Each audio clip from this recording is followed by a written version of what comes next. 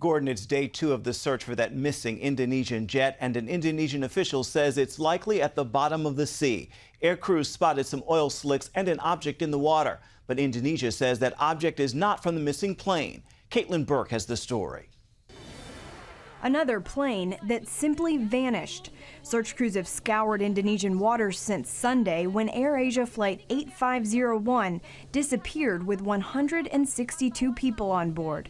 Officials believe bad weather played a role in bringing down the plane. We don't want to speculate anymore. There's a deep sense of depression here, but we'll stay strong. In the pilot's last radio contact, he requested clearance to go around rough weather. He then increased his altitude from 32,000 feet to 38,000. 5 minutes later, the plane disappears from Indonesian radar without ever issuing a distress signal. According to the Transportation Ministry, both the airline and the airplane have a good safety record, and the pilot was experienced.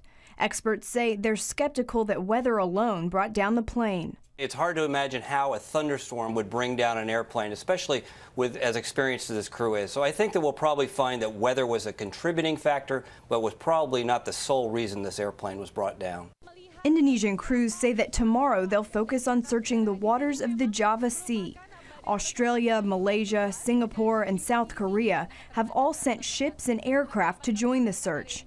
And Indonesia is reportedly using underwater technology offered by the U.S., Britain, and France. This new disappearance comes after Malaysia Airlines Flight 370 vanished in March, and the downing of Malaysia Airlines Flight 17 in July over Ukraine. Caitlin Burke, CBN News. The terrorist magazine Inspire has published detailed instructions on how to build a bomb that could be used to blow up passenger airliners.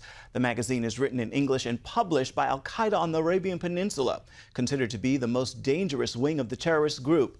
The illustrated details shows how to make a bomb inside a water bottle that is virtually undetectable. The article encourages attacking U.S., British, and French airlines. It is the same magazine that inspired the bombers at the Boston Marathon.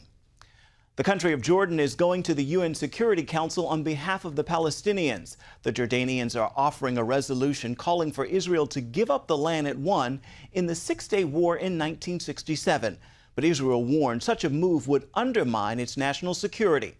John Wagi has that story.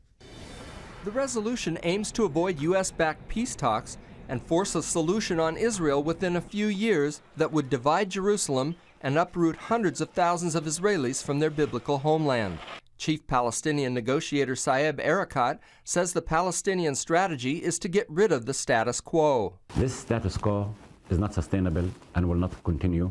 Either this Palestinian Authority will lead Palestinians from occupation to independence, or Israel, the occupying power, will resume its full responsibilities as an occupying power. His comments come as Palestinian social media users posted an online video of how to stab a Jew.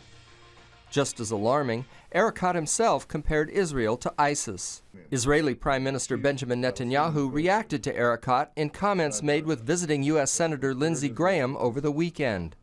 This is the same Palestinian Authority that joins hands with Hamas, incites constantly against Israel, the kind of incitement that has led to an attack that we witnessed just 2 days ago of a Molotov cocktail thrown at a little girl. Netanyahu said the resolution would impose a solution on Israel and undermine its security. And I want to assure you that we will stand firmly and reject such a diktat.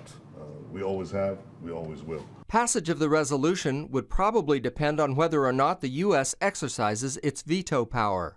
Graham warned of a violent pushback if the UN tries to set the terms of peace talks and avoid direct negotiations. Any effort by the French, the Jordanians, or anyone to avoid direct negotiations between the Israelis and the Palestinians over the peace process, anyone who tries to take this to the UN Security Council, there will be a violent backlash by the Congress that could include suspending funding to the United Nations.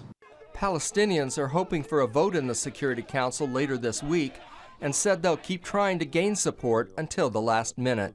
John Wagi, CBN News. And here at home, Americans gave more money to charity in 2014 compared to last year, according to a report by the Atlas of Giving. Among the reasons why donations have increased this year, the unemployment rate has been coming down, and the stock market has been going up, while inflation and interest rates are still low. Now, most of the donations to charity come from individuals. Kentucky lawmakers will debate legislation in committees in the new year beneath signs that say, "In God We Trust." The Lexington Herald Leader reports officials hung the new signs in 11 committee rooms in the state capitol and Capitol Annex, where legislators have offices and meeting rooms.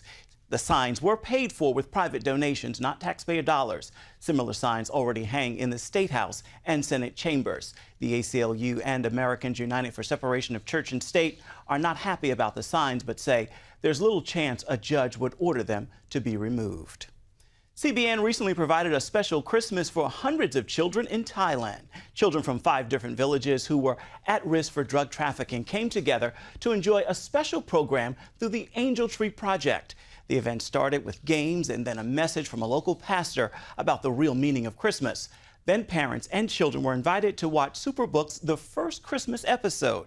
Each child also received a special Christmas gift.